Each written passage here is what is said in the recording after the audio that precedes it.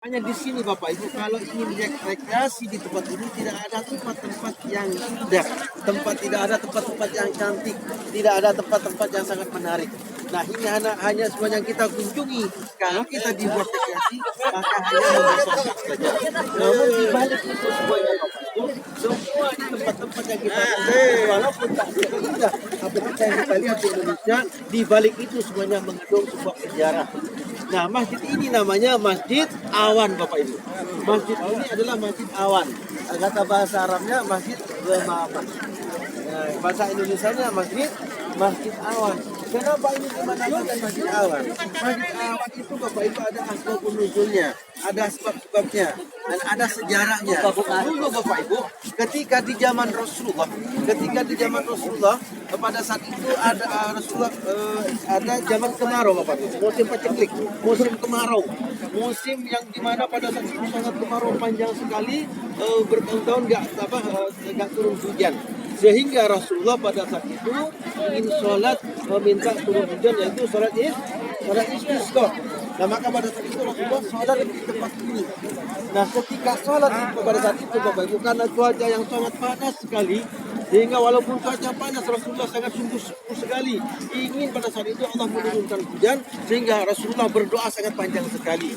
Karena berdoa sangat panjang sekali dan di belakang itu diikuti oleh para sahabat-sahabat. Dan di belakang para sahabat itu ada sop-sopnya, ada golongan-golongannya Bapak Ibu.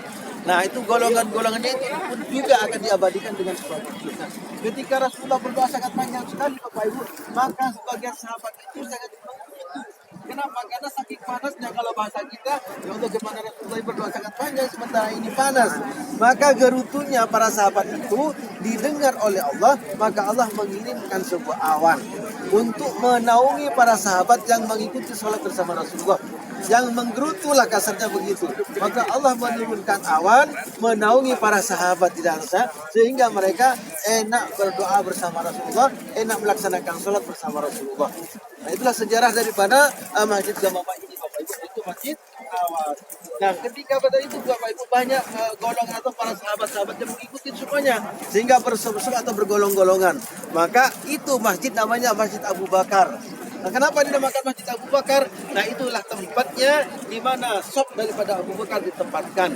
Nah, begitu juga itu ada masjid besar juga, ada masjid kecil juga. Itu namanya Masjid Ali. Nah, itu namanya Masjid Ali. Nah, itu pun juga adalah merupakan tempat atau golongan Sayyidina Ali waktu dulu. Nah, maka sopnya Sayyidina Ali. Nah, itulah pengabadian sejarah ini semuanya Bapak Ibu hanya sebuah pengabadian sejarah. Hanya merupakan pengabadian sejarah. Disinilah Rasulullah ketika melaksanakan sholat Idul Adha, Idul Fitri.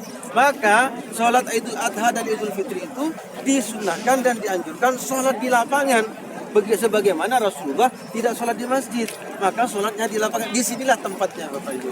Nah itulah juga Bapak Ibu kota Madinah yang salah satu tempat yang tidak pernah dimasukin sebuah dajjal. Yang mana tempat Madinah ini tidak akan pernah dimasukin dajjal Bapak Ibu. Yang mana Rasulullah sangat ketakutan sekali, sangat pesimis atas umatnya, bahwa umatku tidak ada yang luput dengan dajjal kecuali orang yang mukhlis, kecuali orang yang ikhlas. Makanya oleh Rasulullah diajarin doa. Apa doanya Bapak Ibu?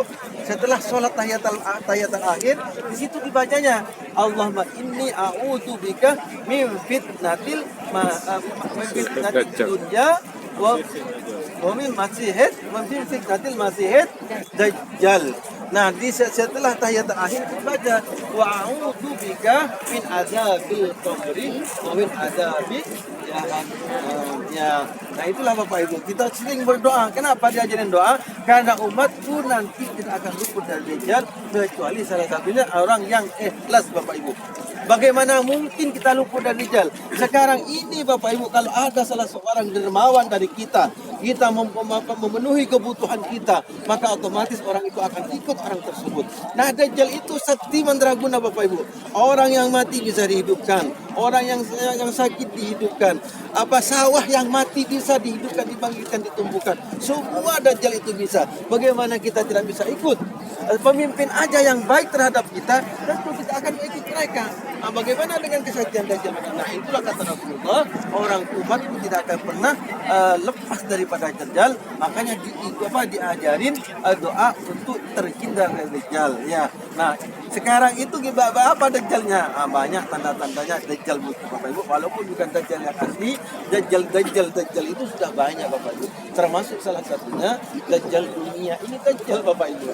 Dajjal dunia kita merontokkan iman kita. Nah begitu juga kata Rasulullah Bapak Ibu, iman itu berasal dari kota Madinah, yang mana nanti kembali pun juga ke kota Madinah. Artinya Bapak Ibu, orang-orang yang beriman itu awalnya dari sini. Nah, orang yang menyebar iman itu akhirnya pada suatu ketika kembali ke tempat ini Bapak Ibu. Ketika pada hari kiamat. Nah, kita abadikan tempat ini Bapak Ibu. Kita kesini. Kita abadikan lagi.